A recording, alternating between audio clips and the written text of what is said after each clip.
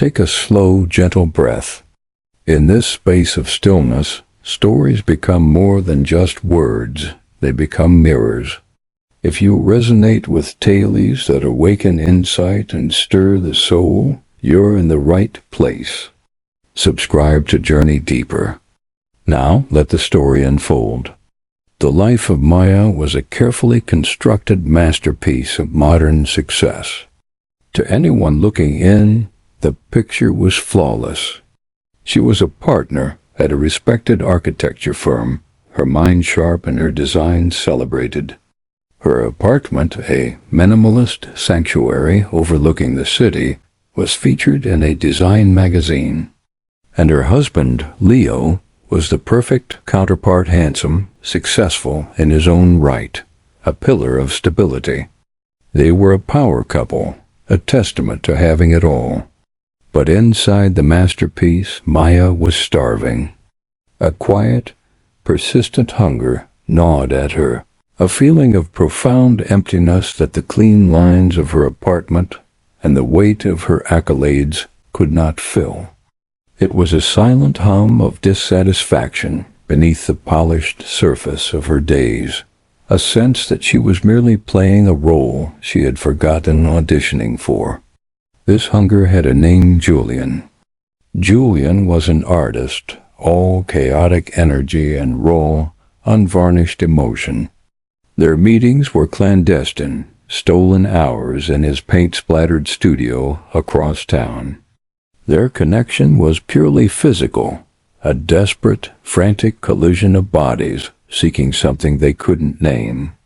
With Julian, Maya felt seen, desired, alive. The touch was electric, a powerful anesthetic that numbed the ache of her life.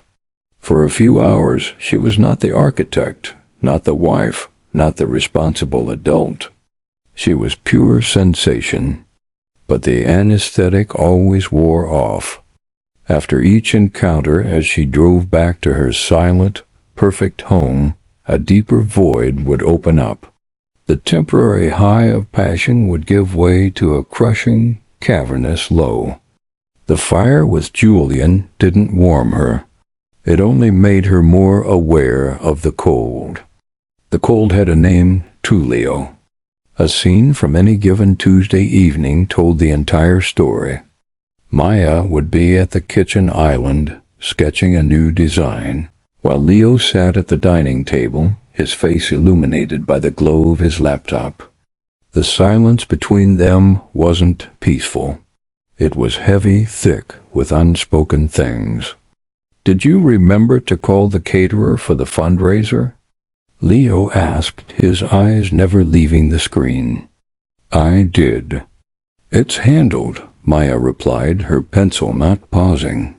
"Good. Thank you." The exchange was efficient, polite. They were excellent business partners in the enterprise of their life. But there were no lingering glances, no spontaneous touches, no questions about the inner world of the other. Leo was a good man, a stable man, but he was absorbed in his own world, seemingly oblivious to the silent scream building inside his wife. He saw the architect and the partner, but he no longer seemed to see Maya.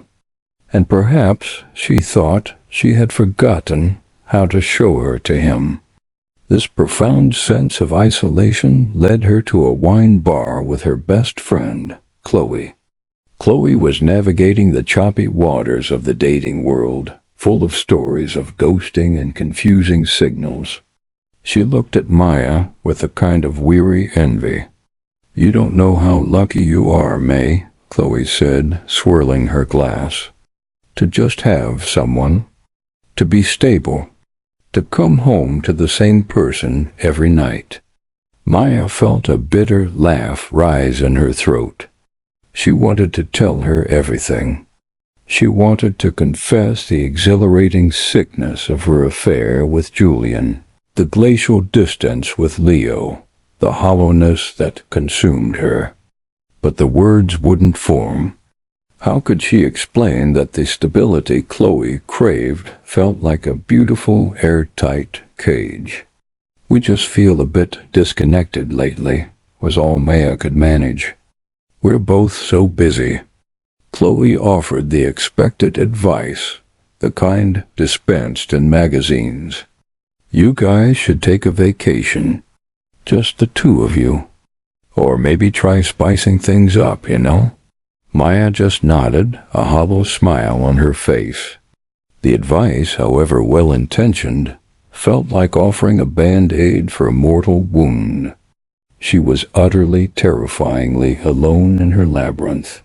The breaking point didn't come with a dramatic confrontation or a discovered text message. It arrived on a quiet Thursday evening. She was supposed to meet Julian. She stood across the street from his studio, hidden in the shadows of an awning, waiting. He was late, which was unusual. The minutes ticked by. 15, 20. As she stood there, a nervous energy thrumming through her, she caught her own reflection in the darkened glass of a closed bookstore. She didn't see the alluring woman who captivated Julian. She didn't see the powerful architect who commanded boardrooms. She saw a stranger, a woman with desperate eyes, her shoulders slumped in exhaustion. A ghost, waiting to be brought to life by someone else's attention.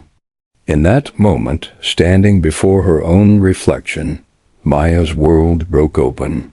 What she found in the silence that followed was not more emptiness, but a quiet truth. It's a truth that ancient wisdom has spoken of for centuries. The deep, persistent dissatisfaction she felt is known in Buddhism as dukkha. It's a suffering not of circumstance, but of the heart, a pervasive sense of unease, of things being fundamentally out of joint. The root of this dukkha is a powerful force called Tanha. This is the thirst, the craving, the endless wanting that drives us. For Maya, it was easy to mistake this for a craving for sex or passion. But the wisdom invites us to look deeper.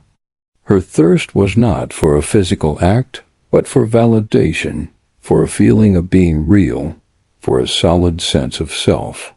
Sex was merely her strategy to quench a thirst that originated in the soul, like drinking salt water to satisfy thirst.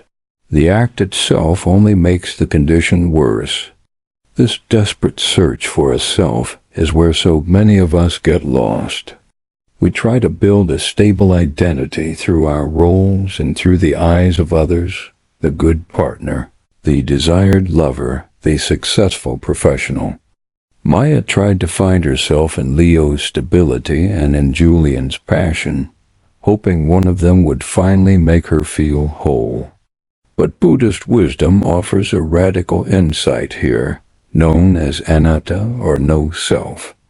This doesn't mean we don't exist.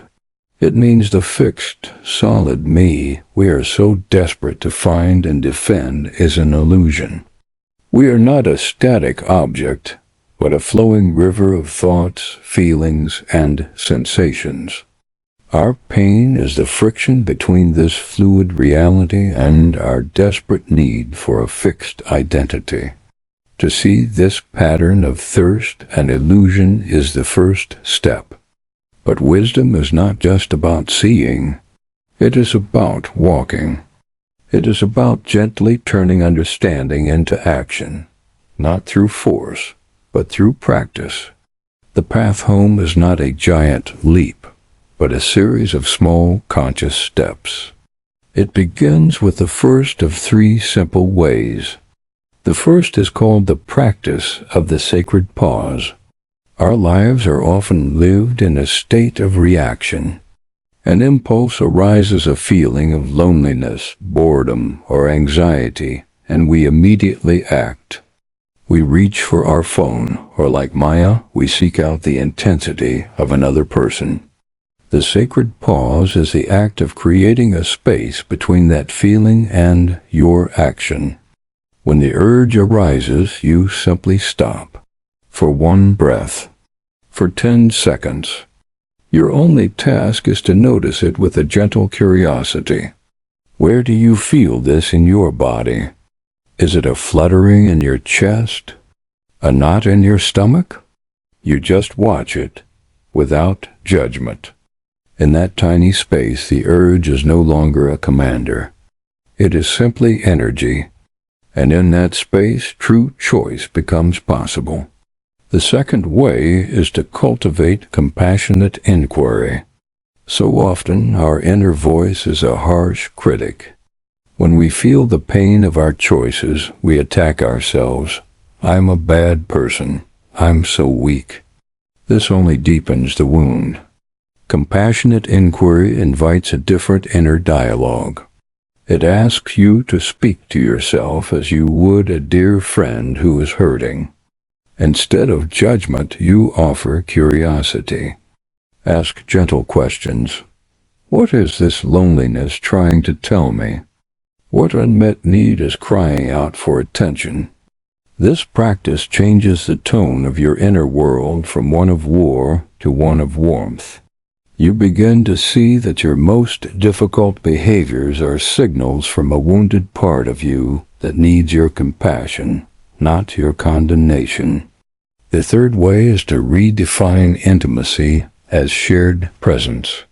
Maya sought intimacy through sensation, only to feel more alone. This is because true intimacy is not just physical. It is the experience of being fully present with another, or with yourself. It is about connection, not just contact. You can practice this in the smallest of ways. It can be 5 minutes of sitting with your partner in silence, without phones. It can be listening to a friend's story without planning your response. It can be the intimacy of being with yourself sitting by a window, just watching the sky, feeling the warmth of tea in your hands. This practice slowly heals the core wound of disconnection, teaching you that the connection you sought outside yourself is a quality of attention you can cultivate right now. Maya's journey did not end with her reflection in the glass. It began there. The path forward was not about choosing between Leo or Julian. It was about choosing to finally turn toward herself, to sit with her hunger instead of frantically trying to feed it, and to listen, for the first time, to what it had to say. If this story stirred something quiet yet deep inside you, pass it on. It may be the light someone else is waiting for. Subscribe for more stories where the sacred meets the everyday.